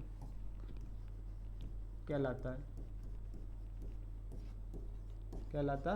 है। ठीक है, इसका फॉर्मूला हो गया एच एम इक्वल ए के स्क्वायर अपॉन वी से। इसको अगर डिनोट करना चाहो तो आप ये बना भी सकते हो डायग्राम कि सर पहले हमारे पास जैसे वर्टिकली था, इसका वर्टिकली पॉइंट यहाँ हो जाएगा, सेंटर ऑफ ग्रेविटी पॉइंट जैसे जी बन गया, यहाँ पर बन जाएगा एच, इससे फोर्स लग रहा है एफ ऊपर की तरफ, और इससे फोर्स तो लग रहा है एफ ऊपर की तरफ, उधर से हमारे पास वेट लग रहा है डब्ल्यू जो। ठीक है, इसको हमने क्या कर दिया सर थोड़ा सा रोटेट कर दिया, तो इसका जो वर्टिकल लाइन ये बनेगा, यहाँ तो हो गया सर ग्रेविटी पॉइंट जी, और यहाँ हो जाएगा एच। इसका रोटेट करने के बाद जो सेंटर ऑफ बाउंसी क्या हो जाएगा चेंज हो जाएगा, इससे जो वर्टिकल लाइन बनेगा इस पॉइंट को हम लोग क्या कहेंगे सर एम कहेंगे, और एम हमारे पास क्या है एम है सर यहाँ पर मेटा सेंटर है। ठीक है, यही क्या बनेगा मेटा सेंटर होगा। अब इसकी क्या क्या कंडीशन बनती है कि सर ये जी से ऊपर होता है तब क्या कंडीशन बनती है, जब जी से ये मेटा सेंटर नीचे हो तब इसकी अलग कंडीशन बनेगी। ये केस के फॉर्म में पूरा डिटेल में हम लोग लेक्चर में पढ़ते हैं। यहाँ तो पार्ट ए के लिए इतना ही काफ़ी होता है। यहाँ 2 क्वेश्चन बन गए, या तो आपको क्या पूछेगा, मेटा सेंटर का फॉर्मूला पूछेगा तो एच एम इक्वल ए के स्क्वायर अपॉन वी लिखना है, और अगर इसकी डेफिनेशन पूछे तो ये आपको डेफिनेशन के फॉर्म में लिखा है। ये खुद की लैंग्वेज में बना सकते हैं हम लोग। आप इसका कॉन्सेप्ट समझाना चाहिए सर यहाँ पर एम बनता कैसे है, तो डेफिनेशन आपको बुक वाइज अलग अलग मिल सकती है कि सर ये डेफिनेशन यहाँ से कैसे मिलेगा, यहाँ से कैसे मिलेगा, ठीक है। तो आपको सिर्फ इसका कॉन्सेप्ट के बेस पे क्या बनानी, डेफिनेशन बनानी है। चलो अब नेक्स्ट क्वेश्चन में देखो। नेक्स्ट क्वेश्चन, अच्छा ब्रांड लेवल की चीज़ आ गई। चलो सबसे पहले हम लोग थोड़ा सा 12th प्लस के बारे में जान लेते हैं, जो हमारा चैनल का नाम भी है। 12th प्लस एक आपके पास क्या है, सिंप्लीफाइंग एजुकेशन। आपकी जो भी एजुकेशन है उसको क्या करता है, सिंपल वे में प्रोवाइड करता है। इसका सबसे बढ़िया एग्जांपल आप लोग देख ही रहे हो, यूट्यूब पर आपको प्रोवाइड कर रहे हैं, ऐप लॉन्च कर दिया, सबके ऊपर आपको इजी वे में क्या कर रहे हैं, प्रोवाइड कर रहे हैं, आपको कंटेंट दे रहे हैं, बढ़िया बढ़िया कंटेंट भी दे रहे हैं। और इसके लिए आपके पास एक ऑफर भी आ गया। अब ऑफर के बारे में जानकारी ज़्यादा आपको कैलाश सर भी देंगे, कैलाश राजेश। अब बात करते हैं ऑफर की, तो ऑफर आपके पास आया सर 7% ऑफ मैथ्स वाले सर के आपको नेम से क्या करना है, कूपन अप्लाई करना है। इस नेम से आपको क्या मिलेगा, इंस्टेंट 7% ऑफ मिलेगा। अब आप बोलोगे सर हमने तो बीएससी कवर कर ली, बीएससी कंप्लीट होने का अब क्यों लेंगे। अरे भाई जब आपका भला हो गया तो आपको जूनियर को, आपके भाई बहनों को, इनको मैं तो रिकमेंड करोगे, आपको उनको प्रोवाइड करवाना है कि आपका ये जो चैनल है टॉप क्लास की आपको एजुकेशन दे रहा है, सिंपल वे में आपको यूट्यूब पर दे रहा है, आपको ऐप पर दे रहा है, सारे कंटेंट अवेलेबल करा रहा है। तो पहली जिम्मेदारी आपकी भी मिलेगी कि सर इस कूपन का अब यूज करके आप क्या लोगे, 599 पहले से जो आपके कोर्स की प्राइस है उसको भी हमने क्या कर दिया 7% आपको मैथ्स वाले सर हम दोनों की तरफ से कूपन अप्लाई करना, आपको क्या मिलेगा 7% ऑफ मिलेगा। अब 12 प्लस के बारे में एक जानकारी आपको और देंगे कैलाश सर। देखो बच्चों, पहली बात तो है कि हम आपके लिए इतना कंटेंट प्रोवाइड कर रहे हैं। हम आपके फर्स्ट पेपर का हमने वीडियो डाले थे, 2 से 3 वीडियो डाले थे, और उसके अंदर ऑलमोस्ट हमने पूरी यूनिट फर्स्ट, सेकंड, थर्ड और फोर्थ और फिफ्थ पूरी यूनिट के जितने भी इंपॉर्टेंट क्वेश्चंस बन रहे थे सारे क्वेश्चंस डाले, और बी पार्ट और सी पार्ट के क्वेश्चंस जो इंपॉर्टेंट क्वेश्चंस थे वो हमने ऐप के अंदर डाले थे। लेकिन आपका वापस कोई रेस्पॉन्स नहीं है हमारे। हमने इतना आपको कंटेंट प्रोवाइड किया, उसके बाद वो सारे क्वेश्चंस आपके एग्जाम के अंदर एज इट इज आए थे। एक भी क्वेश्चंस ऐसा नहीं था कि वो आपके हमारे इंपॉर्टेंट क्वेश्चन से बाहर था। फिर भी आप वीडियो देखते हो, खुद देख लेते हो, उसके बाद आगे किसी को भी शेयर नहीं करते हो। तो मेरा ये कहना है कि आप वीडियो देखते हो, आपकी हेल्प होती है, तो आप खुद का भला मत करो और अपने जो दोस्त हैं उनको भी वीडियो शेयर करो, और साथ ही साथ सभी बच्चों को रिकमेंड करो कि 12th प्लस के ऐप पर ए पार्ट के इंपॉर्टेंट क्वेश्चंस यूट्यूब पर आ रखे, उसके अलावा बी पार्ट और सी पार्ट के इंपॉर्टेंट क्वेश्चंस जिसके सॉल्यूशन हमारे ऐप में पेड कोर्स 599 रुपीज़ जो आपको सुनील सर ने अभी बताया था उसके अंदर आपको मिल जाएंगे। और उसके अलावा आप अगर कोर्स नहीं ले रखा है उसके बाद भी हमारे सर ने, डायरेक्टर सर ने आपके लिए जो इंपॉर्टेंट क्वेश्चन है बी पार्ट और सी पार्ट के, उन क्वेश्चंस को डाल रखा है, फ्री में अवेलेबल कर रखा है। उन क्वेश्चंस के अगर आप वीडियो लेक्चर के साथ सॉल्यूशन देखना चाहते हो तो आपको हमारा जो 599 रुपीज़ का कोर्स है वो आपको परचेज करना पड़ेगा। और उसके बाद भी हमारे मैथ्स वाले टीचर्स की तरफ से आपको 7% का और डिस्काउंट दिया है, ठीक है। तो आप जितना हो सके उतना आप खुद फायदा उठाइए। आज आपका पेपर है लास्ट स्टैटिक्स और रिजिड बॉडी ऑफ डायनेमिक्स और हाइड्रोस्टैटिक्स का, और इसका कंटेंट आपको बहुत ही कम मिलता है। तो हमारे 12th प्लस के ऐप पर इसका बहुत ही शानदार कंटेंट, हर एक क्वेश्चन बहुत अच्छे से करवा रखा है। अगर आपको कोई भी प्रॉब्लम फेस हो रही है तो आप आराम से 7% ऑफ के साथ आज ही कोर्स ले सकते हो। उसके अलावा आप अपने जूनियर को रिकमेंड करना, ठीक है, और अपने दोस्तों के साथ भी शेयर करना। सेकेंड ईयर, फर्स्ट ईयर या first sem, second same, third same के स्टूडेंट आ रहे हैं आगे, उनको भी आप क्या करना, ज़रूर इस चीज़ को शेयर करना। और आप अगर कोर्स लेना चाहते हो तो आज हमारे मैथ्स वाले सर की तरफ से आपके पास कोड है मैथ्स वाले सर, और उसकी तरफ से आपको 7% ऑफ दे रखा है, ठीक है। तो अब अपन बात करते हैं आगे क्वेश्चन के ऊपर। पहले 12th प्लस आपके पास क्या कर रहा है कि ऑल ओवर राजस्थान की सभी जो आपकी 11 यूनिवर्सिटी है उन सबका क्या कोर्स प्रोवाइड कराता है, बीएससी और बीएससी बीएड दोनों का कोर्स प्रोवाइड करता है। मेनली आपको जो डिफिकल्ट वाले सब्जेक्ट होते हैं उन सब का कंटेंट आपको वीडियो लेक्चर और पीडीएफ दोनों में अवेलेबल करवाता है। इसके लिए आपकी हमारी जो स्पेशलिस्ट है, स्पेशलिस्ट क्या है वो आपको कैलाश सर बता देंगे। देखो स्पेशल हमारे पास क्या क्वालिटी है, आपको live as well as recorded lecture हमारे ऐप के अंदर, जैसे ही आप सब्सक्रिप्शन लोगे और सब्सक्रिप्शन की फीस कितनी है 599 रुपीज़, और उस 599 रुपीज़ के ऊपर ही हम क्या दे रहे हैं, आपको 7% डिस्काउंट दे रहे हैं। और इस ऐप के अंदर, इस कोर्स के अंदर आपको मिलने वाले हैं live as well as recorded lectures, उसके साथ में बाई लैंग्वेज हिंदी और इंग्लिश, हिंदी और इंग्लिश में प्रॉपर लैंग्वेज में आपको क्या मिलेंगे, नोट्स मिलेंगे। और वो नोट्स कौन से होंगे, जो लेक्चर्स है, उन लेक्चर्स में जो आपको टीचर्स पढ़ा रहे हैं उनके आपको क्या मिलेंगे, नोट्स मिलेंगे। और साथ में क्या है, यूनिवर्सिटीज़ के syllabus according to specific design course. और प्रत्येक यूनिवर्सिटी, अपने पास कितनी यूनिवर्सिटी है, लगभग 10 से 12 यूनिवर्सिटीज़ के हम कोर्स करवाते हैं। प्रत्येक यूनिवर्सिटीज़ के अलग अलग जो आपका सिलेबस है, उस सिलेबस के अकॉर्डिंग आपके पास क्या है, अलग अलग यूनिवर्सिटीज़ के अकॉर्डिंग उसमें फोल्डर में जाओगे तो आपको यूनिवर्सिटी के अकॉर्डिंग आपको क्या मिलेगा, कोर्स मिलेगा। ठीक है, ऐसा नहीं कि आपको जेएनयू का कोर्स एमडीएसयू में अलग टाइप से मिल जाएगा, कि जेएनयू के जैसा मिल जाएगा एमडीएसयू में, ऐसा कुछ नहीं है।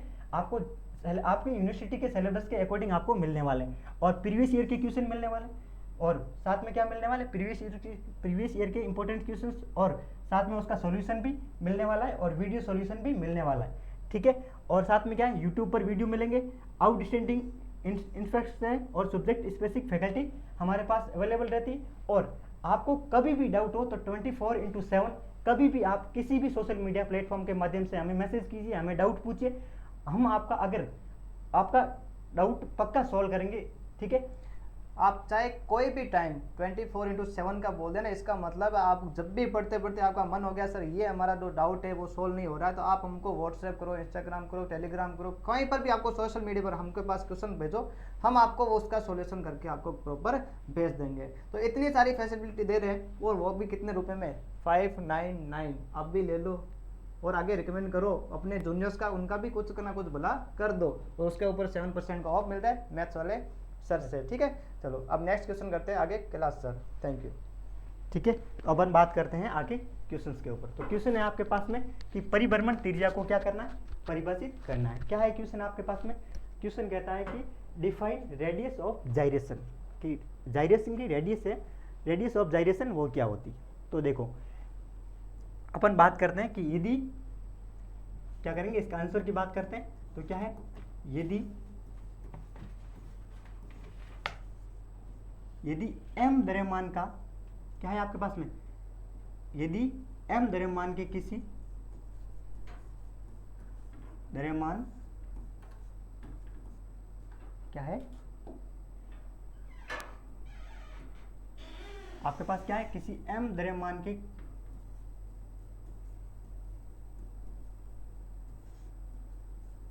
के पिंड का,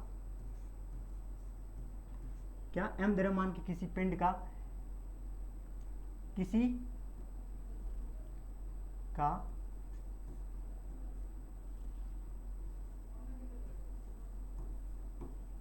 किसी रेखा के परित, किसी सरल रेखा के परित,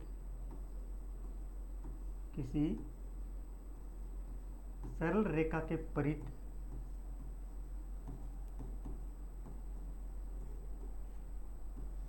सरल रेखा के परित जड़त्व आघूर्ण, क्या, जड़त्व आघूर्ण। और जड़त्व आघूर्ण क्या होता है, आप क्या करते हो, जड़त्व आघूर्ण ज्ञात करने के लिए अपने पास क्या होती है, एक बॉडी होती है। ठीक है, उस बॉडी का क्या करते हो, ये आपके पास कोई लाइन है, क्या है आपके पास में कोई सरल रेखा है, उस सरल रेखा के अलोंग आप क्या करते हो, एक छोटा, जैसे ये पिंड है, यहाँ पर पिंड कहते हैं, यहाँ बॉडी कहते हैं, और ये बॉडी किससे बनी होती है, छोटे छोटे कणों से मिलकर बनी होती है, छोटे छोटे पार्टिकल से मिलकर बनी होती है। और छोटे पार्टिकल का आपके पास में मास कितना है, सपोज कर लिया अपने पास कितना मास है, m, कैपिटल स्मॉल m है। ठीक है, और इस स्मॉल m की जो डिस्टेंस है, perpendicular distance from the line, वो कितनी r है। तो इसके क्या है, प्रत्येक कण का अपन क्या करेंगे, पहले अपन moment of inertia find out करेंगे, और सब फिर उनका क्या कर देंगे, समेशन कर देंगे, तो आपके पास वो क्या आ जाएगा, कंप्लीट इस पूरी बॉडी के लिए, इस पूरी बॉडी जिसका क्या है मास m है, उसका क्या आ जाएगा आपके पास में, आपके पास में मोमेंट ऑफ इनर्शिया आ जाएगा। कैसे करते हैं, छोटे छोटे कणों का पहले मोमेंट ऑफ इनर्शिया निकालते, फिर उनका समेशन कर देते। तो यहाँ से मैं क्या लिखने वाला हूँ कि परित जड़त्व आघूर्ण है वो क्या है आपके पास में, mr² है। इसको क्या करेंगे, जड़त्व आघूर्ण को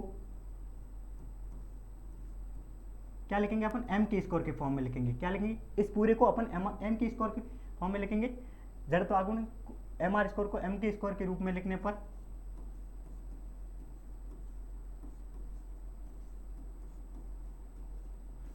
लिखने पर के को पर इस के है, जो ये के है, इसको अपन क्या कहेंगे के रूप में लिखने पर के को अपन क्या कहेंगे,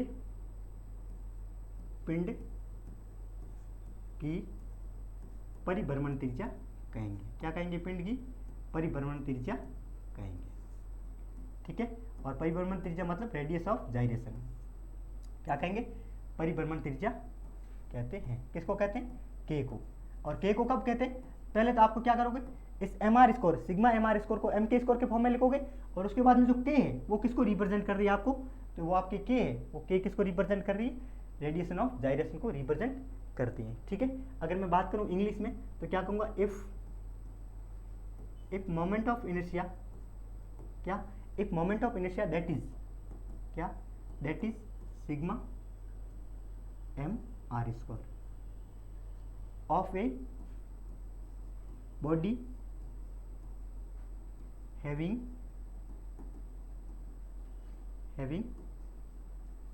मास m। ठीक है, क्या है आपके पास में? ये क्या है आपके पास? मोमेंट ऑफ इनर्शिया है किसका?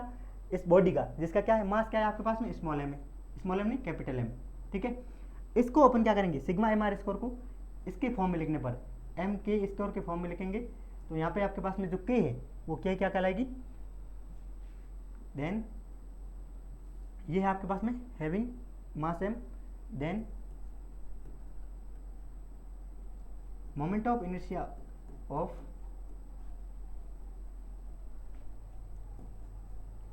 mass m is m k square, where k is known as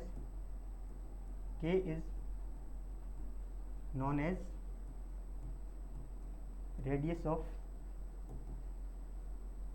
जाइरेशन। क्या हो जाएगी? रेडियस ऑफ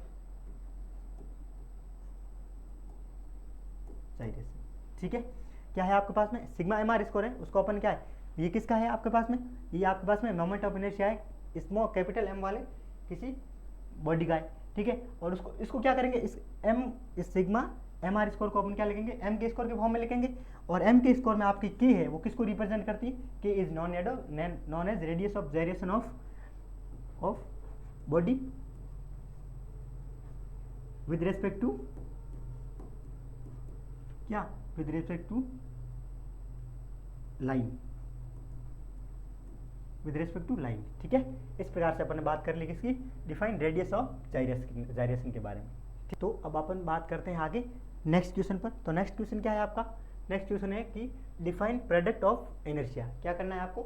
जड़त्व गुणनफल को क्या करना है? परिभाषित करना है कि जड़त्व गुणनफल या फिर प्रोडक्ट ऑफ इनर्शिया क्या होता है। तो बात करते हैं अपन प्रोडक्ट ऑफ इनर्शिया क्या होता है। तो बात करते हैं हिंदी में, तो आंसर क्या हो जाएगा? यदि किसी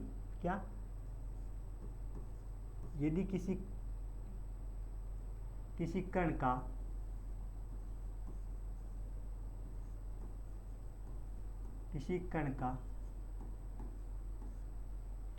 यदि किसी कण का दो लंबवत अक्ष दो लंबवत अक्षों OX तथा OY के परित क्या? जड़त्व गुणनफल के परित जड़त्व गुणनफल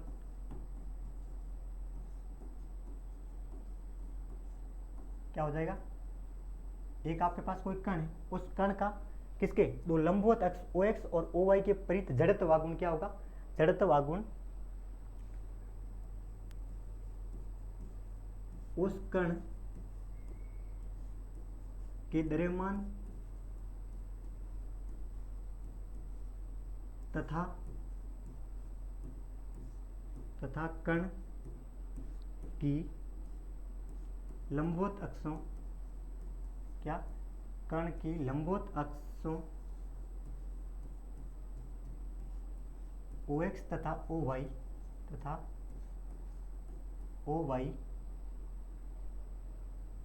से लंबवत दूरी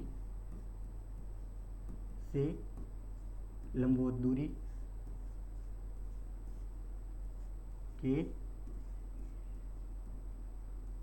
गुणनफल क्या लंबवत दूरी के गुणनफल के बराबर होती है, बराबर होता है। क्या कह दो, जड़त्व गुणनफल है के बराबर होता है। ठीक है, क्या होता है, आपके पास एक कण है जिसका मैं मान लेता हूं, यदि क्या लिख दूं, यदि कण का द्रव्यमान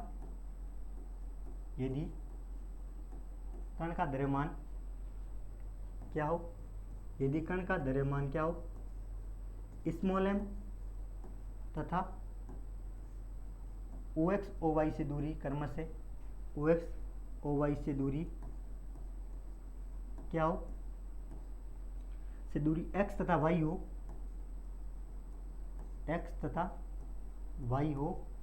तो जड़त्व गुण क्या हो जाएगा, तो जड़त्व गुणनफल क्या हो जाएगा, जड़त्व गुणनफल क्या हो जाएगा, जड़त्व गुणनफल आपका mxy। क्यों, क्योंकि आपके इसमें ऐसा ही दे रखा है कि किसी कण का लंबवत अक्ष OX OY के परित जड़त्व गुणनफल कण के द्रव्यमान तथा कण की लंबवत अक्षों से दूरी के गुणनफल। तो आपके पास कण का द्रव्यमान कितना हो गया m, स्मॉल m, और OX तथा OY से दूरी कितनी है, x और y है, तो इसके क्या हो जाएगी आपके गुणनफल के बराबर। तो आपका गुणनफल कितना हो जाएगा, mxy, जड़त्व गुणनफल mxy होता है। ठीक है, तो ये हो जाएगा।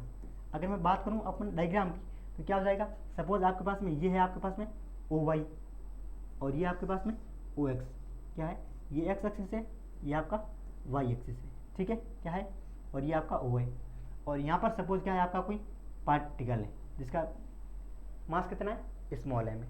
ठीक है, इसकी ये डिस्टेंस कितनी हो जाएगी, ये वाली डिस्टेंस कितनी हो जाएगी, ये वाली डिस्टेंस हो जाएगी आपकी x, और ये वाली डिस्टेंस कितनी हो जाएगी, m, और इसका आपका प्रोडक्ट ऑफ इनर्शिया क्या हो जाएगा, अगर मैं बात करूं प्रोडक्ट ऑफ इनर्शिया, तो वो कितना हो जाएगा, प्रोडक्ट ऑफ इनर्शिया हो जाएगा आपका m गुना x गुना y।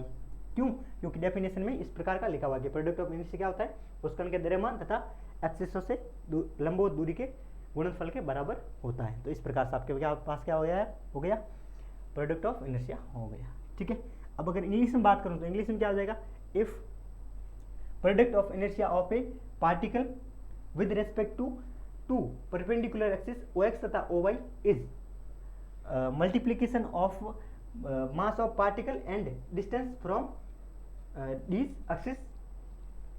ठीक है, उसके इक्वल क्या हो जाएगा, उसके इक्वल हो जाएगा। ठीक है, तो अपन बात करते हैं इसकी कि इसकी इंग्लिश में डेफिनेशन क्या होगी।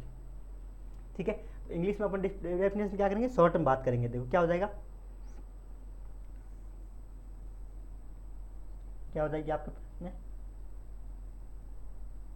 तो देखो ऐसे लिख देना है आपको। क्या लिखना है कि अगर पार्टिकल है आपके पास में, उस पार्टिकल का क्या है आपके पास में, मास कितना है, मास ऑफ पार्टिकल कितना है,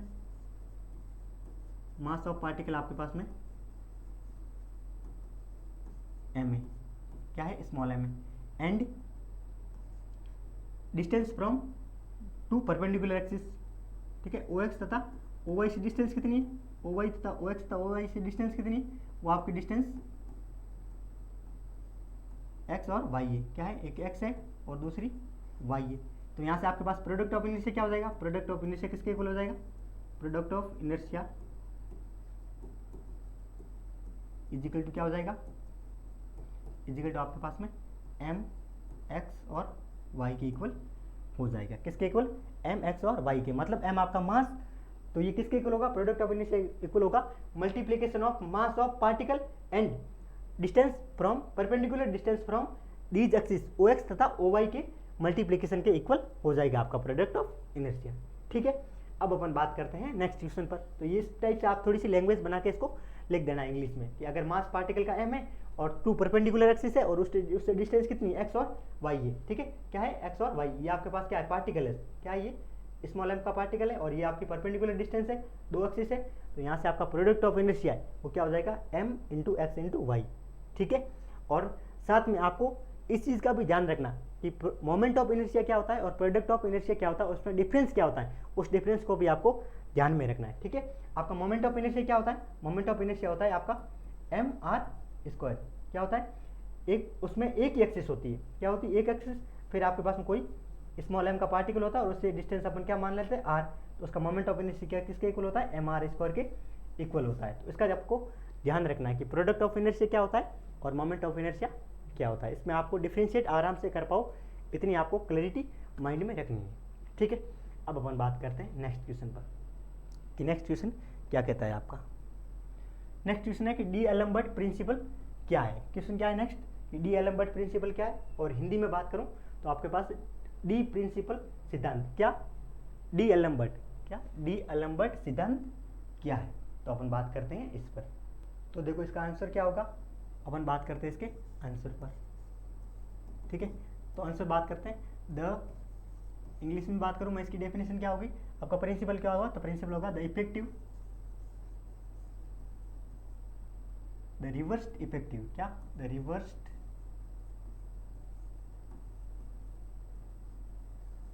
रिवर्स इफेक्टिव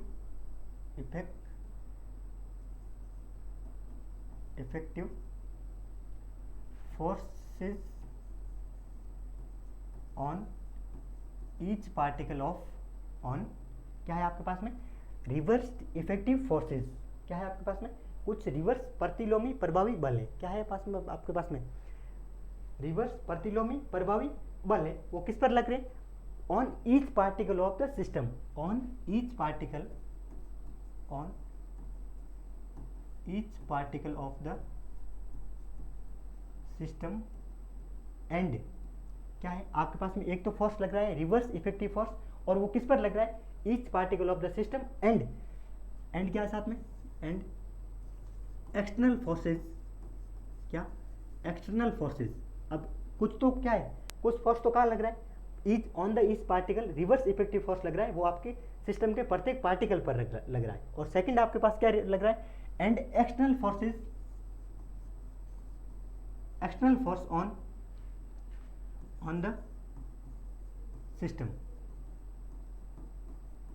ठीक है, क्या, एक तो आपका रिवर्स इफेक्टिव फोर्स और एक आपका एक्सटर्नल फोर्स, वो हमेशा क्या रहते हैं, are in equilibrium, are in equilibrium. ठीक है, किस में रहेंगे आपके, इक्विलिब्रियम में रहेंगे। क्या, रिवर्स इफेक्टिव फोर्स और एक्सटर्नल फोर्स हमेशा क्या रहते हैं, बैलेंस में रहते हैं, किस में रहते हैं, बैलेंस में। ठीक है, जितना आपके पास पार्टिकल में रिवर्स इफेक्टिव फोर्स लग रहा है उतने आपके ऊपर क्या लगेगा, एक्सटर्नल फोर्स लगेगा, और यही प्रिंसिपल क्या होता है आपका, डी एलम्बर्ट प्रिंसिपल होता है। ठीक है, और हिंदी में बात करूं तो हिंदी में क्या हो जाएगा आपके पास में कि गति की समस्त अवस्थाओं में क्या हो जाएगा, गति की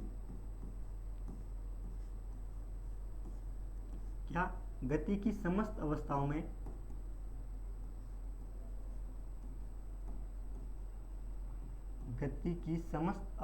में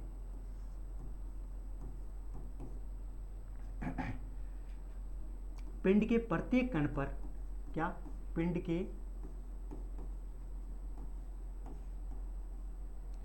प्रत्येक कण पर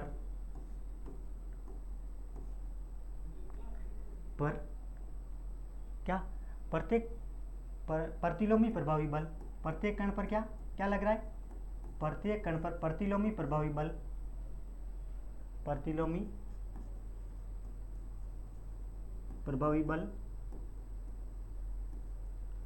क्या, प्रत्येक कण पर प्रतिलोमी प्रभावी बल तथा क्या, बाह्य तथा पिंड पर आरोपित बाह्य बल, पिंड पर आरोपित बाह्य बल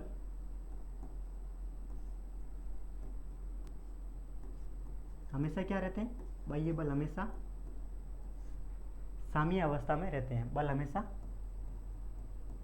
किस में रहते हैं, साम्य अवस्था में रहते हैं, साम्य अवस्था में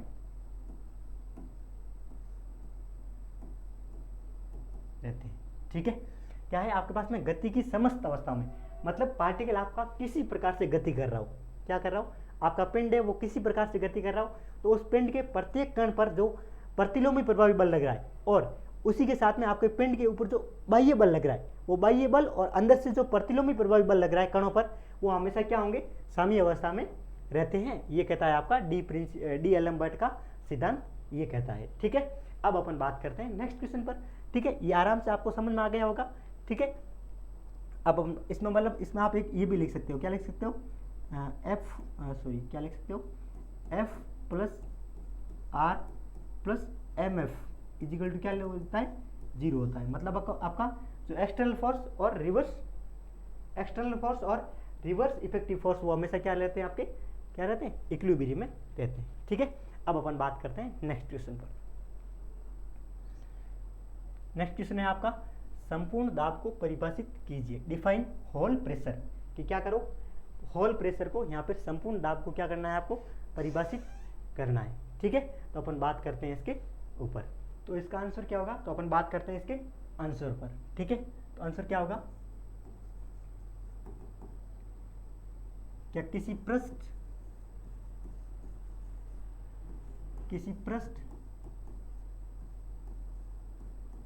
चाहे वह समतल हो या क्या हो, वक्र हो, समतल हो या फिर क्या हो, वक्र हो, या फिर वक्र हो के पृष्ठ पर क्या, किसी चाहे वो समतल हो पर एक तरल का, क्या आपके पास एक पृष्ठ है और उस पृष्ठ पर क्या लग रहा है, एक तरल का दाब लग रहा है, तो वो तरल का संपूर्ण दाब की बात कर रहे हैं अपन। क्या कि ये एक किसी पृष्ठ चाहे वो समतल हो या फिर वक्र हो पर एक तरल का संपूर्ण दाब, पर एक तरल का संपूर्ण दाब,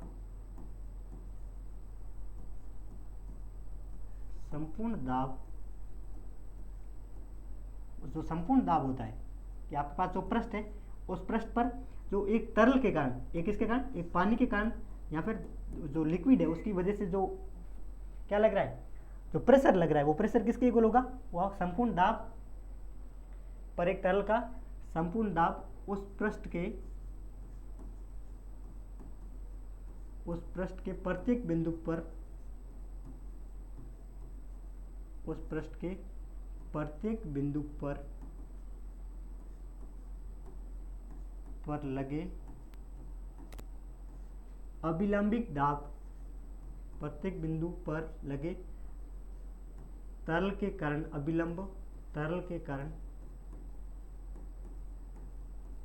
अभिलंबिक दाब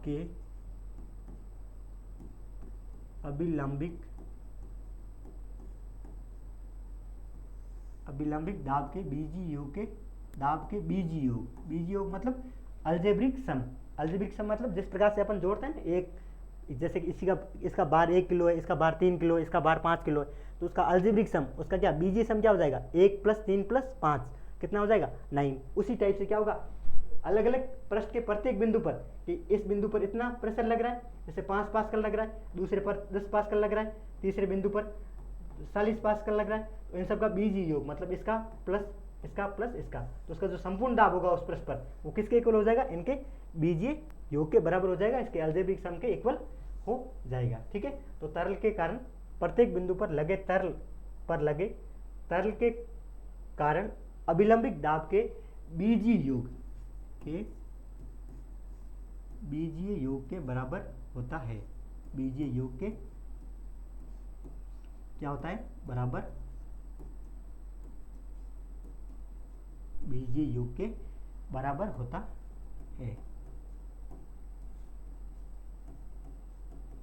ठीक है, क्या होता है आपके पास में जो होल प्रेशर है, आपके पास जो संपूर्ण दाब है वो किसके इक्वल हो जाएगा, आपके पास जो पृष्ठ है उस पृष्ठ के प्रत्येक बिंदु पर जो अभिलंबिक दाब लग रहा है, जो आपका परपेंडिकुलर प्रेशर लग रहा है, उस प्रेशर के अलजेब्रिक सम के इक्वल हो जाएगा। ठीक है, अब अगर अपन इंग्लिश में बात करूं कि whole pressure on any surface is equal to algebraic sum of all pressure on acting on the, या फिर क्या कह दो, imposed on the any point of all point of its surface. ठीक है, इस सरफेस के प्रत्येक बिंदु पर जो भी आपका जो परपेंडिकुलर प्रेशर लग रहा है उस प्रेशर के अलजेब्रिक सम के इक्वल हो जाएगा। ठीक है, इस प्रकार से आप क्या करना है, इसकी इंग्लिश में लैंग्वेज बना के लिख देना कि आपके प्रत्येक पॉइंट पर क्या है, ये पॉइंट है, जैसे ये पॉइंट है, ये पॉइंट है, ये का पास में पृष्ठ है आपके पास में, इस पर क्या अलग अलग फोर्स लग रहा है, इस पर परपेंडिकुलर फोर्स प्रेशर लग रहा है, इस पर भी परपेंडिकुलर प्रेशर लग रहा है,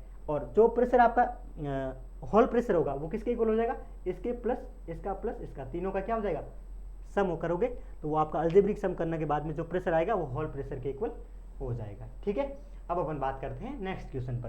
किस पर बात करते हैं अपन, नेक्स्ट क्वेश्चन पर बात करते हैं कि नेक्स्ट क्वेश्चन क्या कहता है आपका। नेक्स्ट क्वेश्चन है आपके पास में कि weight in terms of specific gravity.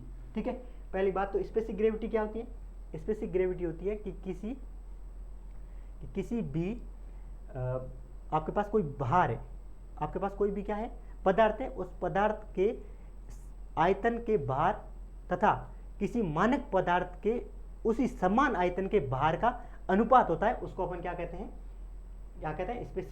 Specific gravity कहते हैं। मतलब आपके पास में एक मैटर है, वो उस मैटर का कोई वॉल्यूम है, उस वॉल्यूम का जो वेट है उस वेट का, और एक स्टैंडर्ड मैटर है, उस स्टैंडर्ड मैटर के सेम वॉल्यूम क्या होना चाहिए, सेम वॉल्यूम के जो उसका वेट है, सेम वॉल्यूम के वेट का जो रेशियो है, उस रेशियो को अपन क्या कहते हैं, स्पेसिफिक ग्रेविटी कहते हैं। ठीक है, और अपने को क्या करना है, weight in terms of specific gravity की बात करनी है। ठीक है, तो सबसे पहले मैं बात करूं किसकी, एस इजिकल टू क्या हो जाएगा आपका, एस इजिकल टू हो जाएगा पदार्थ के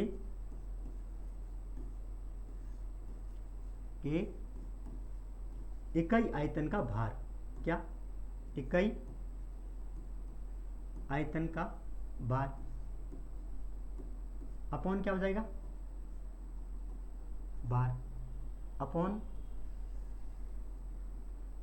हो जाएगा आपका मानक पदार्थ के, कैसा पदार्थ, मानक पदार्थ के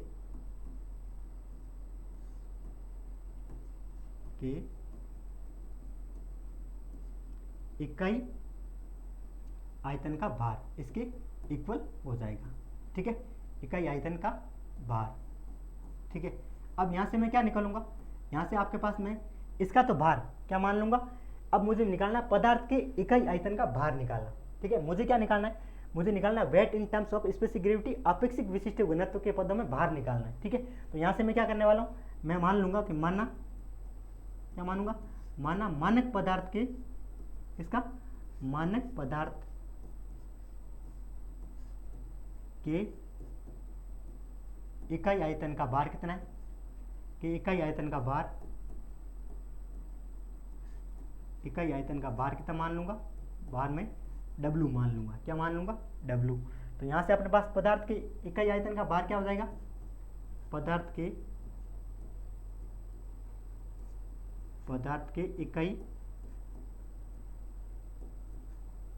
इकाई आयतन का भार कितना हो जाएगा,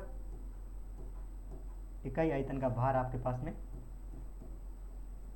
देखो यहाँ है आपके पास पदार्थ की इकाई आयतन अपॉन, यहाँ पे मैं क्या लिख दूंगा, W, और W क्या जाएगा, जैसे अपन W को उधर ट्रांसफर करेंगे तो आपके पदार्थ का इकाई आयतन का भार कितना हो जाएगा, S इंटू W, होगा कि नहीं होगा, ये W मैंने क्या किया, इस नीचे वाले पोर्शन को इधर ट्रांसफर कर दिया, तो इधर ट्रांसफर किया क्या हो गया, SW, और SW ये किसका है, इकाई आयतन का, इकाई आयतन मतलब एक इकाई आयतन का आपके पास भार इतना है, तो मैं करूँ क्या, पदार्थ के V आयतन का, ये तो इकाई आयतन का है, तो V आयतन की बात करूंगा तो V से मल्टीप्लाई हो जाएगा, तो पदार्थ के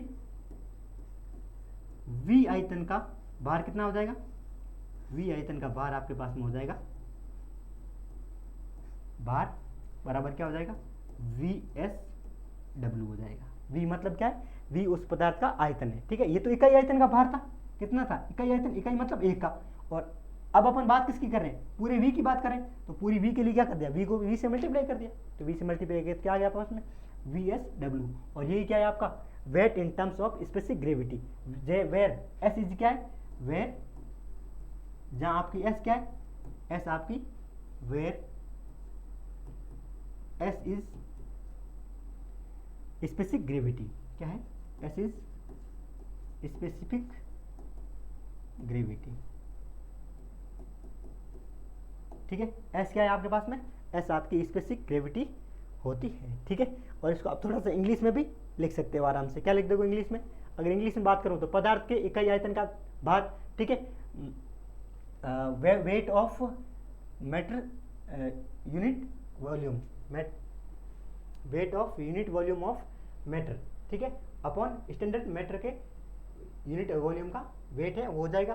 फिर एस इक्वल टू यहाँ से क्या कर देना, इसको जो आपके पास में स्टैंडर्ड मैटर है उस स्टैंडर्ड मैटर का आप क्या वेट क्या मान लोगा, वेट क्या मान लेना, डब्लू मान लेना। क्या मान लेना? डब्लू मान लेना। क्या मान लेंगे अपन? डब्लू मान लेंगे। और डब्लू को क्या कर देंगे, उधर ट्रांसफर करेंगे। तो डब्लू का ट्रांसफर करने के कारण क्या आ जाएगा आपके पे, आपके पास जो मैटर है उस मैटर का वेट कितना आ जाएगा, मैटर का वेट आपके पास में एस डब्लू आ जाएगा। क्या आ जाएगा? मैटर का वेट कितना आ जाएगा, एस डब्लू। और फिर अपन क्या कर देंगे, वी। आपके पास वॉल्यूम कितना है, उस मैटर का वॉल्यूम सपोज कर लो वी है, तो ये क्या कर रहा है, ये तो क्या है आपके पास में यूनिट वॉल्यूम का है। ये वेट आपके पास में यूनिट वॉल्यूम का वेट है। और आपको किसका निकालना है, वी वॉल्यूम का वेट निकालना है। तो वी से क्या कर दिया, इसको मल्टीप्लाई कर दिया। इस प्रकार से अपन ने क्या कर दिए, जितने भी क्वेश्चंस थे वो सारे के सारे क्वेश्चंस कर लिए, ठीक है। ठीक है, अपन बात कर ली सारे क्वेश्चंस पर। सबको शेयर करना। Thank you, bye bye, have a nice day.